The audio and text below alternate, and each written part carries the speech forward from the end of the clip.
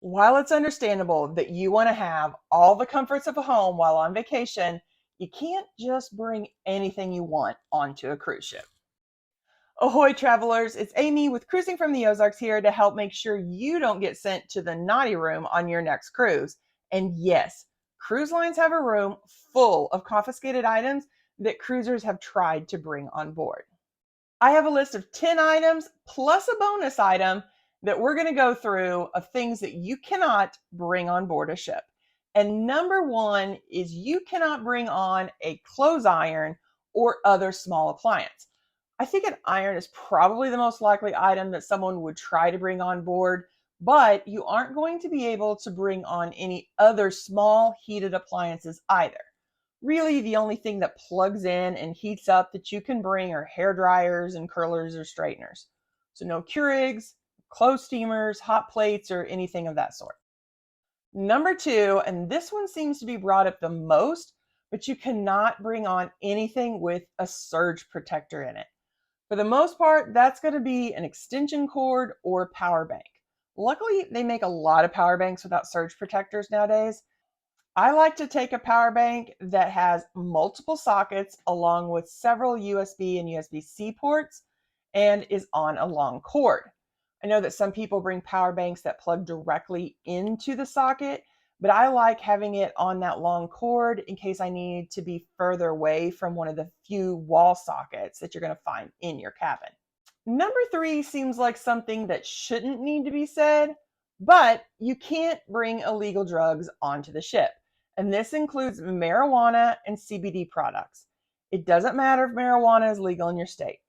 It doesn't matter if you have a medical marijuana card. And let's be honest, anyone can get one of those anyway. Marijuana is still federally illegal, period. And even if it wasn't, ships are not under the flag of America anyway.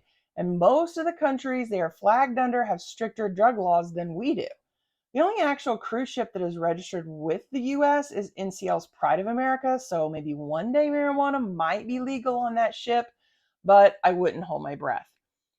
CBD products are also not allowed due to them containing some levels of THC in them and often not being legal in the ports that the ships stop at. While I am sure that some people sneak CBD oils and lotions on in travel containers, I really wouldn't recommend it. And while there is a likelihood of smelling someone smoking pot on a ship, I think that it's going to only get harder for people to sneak it on board as more and more lines are employing drug dogs during embarkation. If you do come across someone smoking marijuana on board, the lines ask that you report it. Personally, I think it stinks so bad that I don't understand how anyone can get by with it or think that they should. It's disgusting to have to smell it. And if someone's going to try to sneak it on board, the least they could do is bring it in edible form so that no one's forced to smell it. Like, be polite with your illegal drug usage. If you have a prescription for a narcotic like oxycodone, then you are going to need to make sure you have it in the original prescription bottle. Honestly, I suggest that all medications are kept in their original bottles, but for sure, any kind of narcotic or other scheduled drug. Number four, you cannot bring drones on board. If you're wanting your drone for use at a port, you can contact the cruise line and see if they would be willing to check it in and keep it for you, only to be released while at port. I know that some people have gotten special permission for that, but it doesn't happen very often. You will also want to make sure that you're allowed to fly a drone in that port of call. Number five, you may love your homemade cookies, but you can't bring them on board the cruise ship. No homemade foods are allowed. I mean, I'm not sure why someone would want to bring Tupperware with a lasagna or brownies in it with all the amazing food that's available on the ship, but obviously someone's done so in the past because there's a rule about it. Number six, of course, cruise lines don't want you to bring alcohol on board. They can't sell you alcohol when you bring your own. Some lines will allow a bottle of wine or champagne to be brought on board, but you can't bring your own beer, vodka, tequila, other strong liquors. If you want to have that wine that you brought with you at your dinner, you're also going to pay a hefty corkage fee. Number seven, don't try bringing candles on board the ship. not unless they are flameless, battery-operated ones. Regardless of why you want a candle in your room, whether it's for ambiance, extra lighting, or for the fragrance, you're going to need to find an alternative. And luckily, there are plenty other options out there that are going to be a lot less likely to burn down a ship. Nothing is more dangerous on a ship than a fire. We bring battery-operated tea lights to place in the bathroom so we don't need to turn on the main light in the middle of the night. They work perfectly. Along with banning candles is fireworks. You can't bring fireworks or any other kind of explosive. Number 8, another item that should be obvious is weapons, even fake ones. You cannot bring any weapons on board a ship. What might be less obvious is what is included in that. So no long blades are allowed. And I know some divers keep knives as part of their dive equipment, but they will need to be checked into storage and are not allowed in your cabin or allowed around the ship. If you're bringing on sewing, embroidery, anything like that, know that regular size scissors aren't allowed either. However, you can usually bring on small embroidery scissors. This next one might seem silly, especially to anyone from my neck of the woods, but number 9 is camouflage clothing. Now, technically it's allowed on the ship, but you're not going to be able to wear it at a lot of the ports that you visit, especially in the Caribbean. So you might as well leave it at home. In some areas of the world, camo is only worn by the military and civilians are not allowed to wear it at all. It's illegal.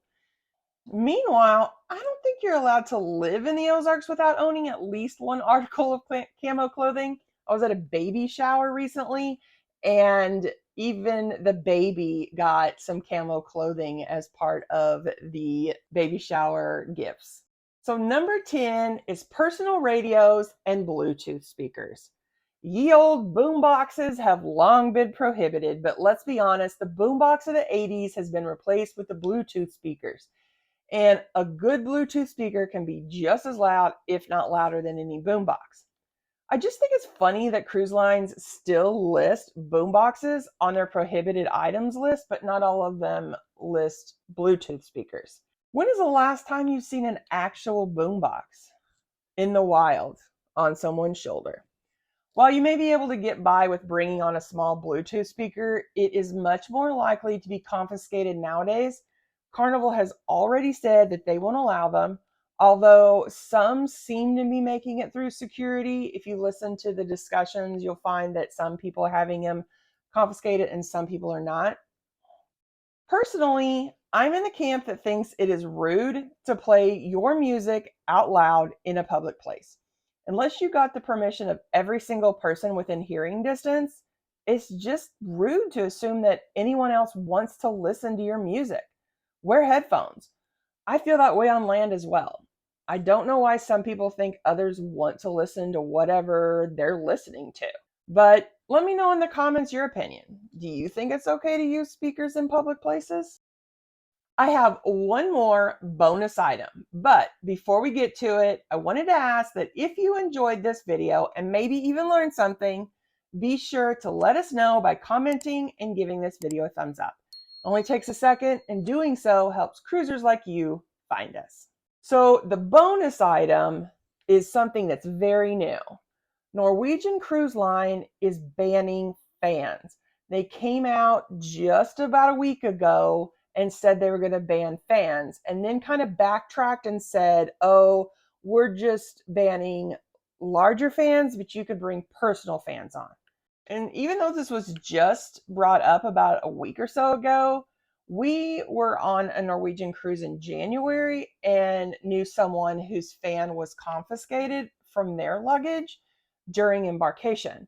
Meanwhile, I had brought one with me, so when I heard that they were now banning some fans, I really wasn't that shocked. If you want to bring a fan, I would be sure that your fan connects to power via USB. Those are most likely going to be considered portable and make it through inspection. Why not check out this video on the items that I always bring with me when I cruise, and then come back for more information designed to help you have an amazing cruise. Have a blessed week, everyone.